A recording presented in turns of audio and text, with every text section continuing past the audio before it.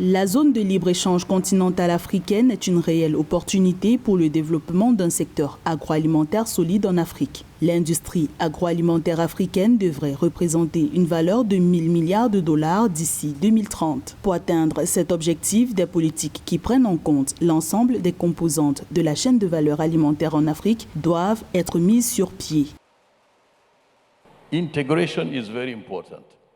L'intégration est très importante. Il s'agit de gérer les liens. Ce problème doit être résolu institutionnellement car nous ne sommes pas structurés institutionnellement pour lutter contre la multisectorialité et les interconnexions.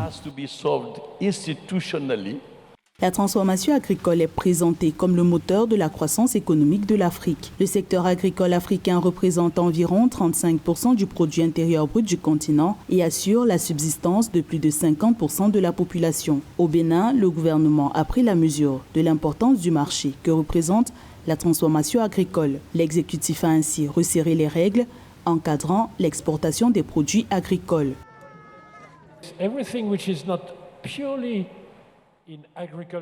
Tout ce qui n'est pas purement agricole en amont mais en aval a été mis en place.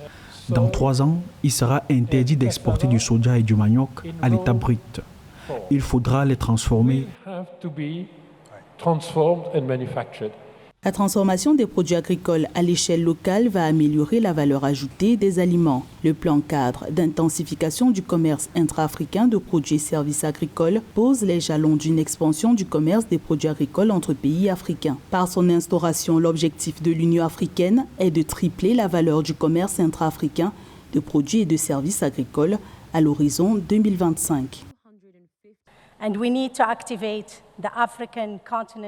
Nous devons activer l'accord de libre-échange africain et surtout développer l'agro-industrie avec les entreprises et les petites et moyennes entreprises africaines. Je veux juste partager avec vous quelques chiffres. 1 tonne de blé coûte $300. 1 tonne de pâtes coûte $3000. C'est donc 10 fois plus pour un procédé très simple.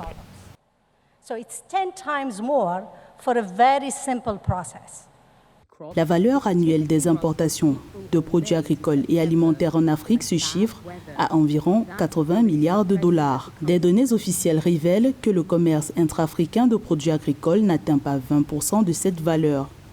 La ZLECAf a pour mission à court terme, dans l'ensemble des pays de l'Union africaine, de lever les tarifs, les mesures non tarifaires et les restrictions quantitatives sur les échanges intra-africains pour les produits alimentaires.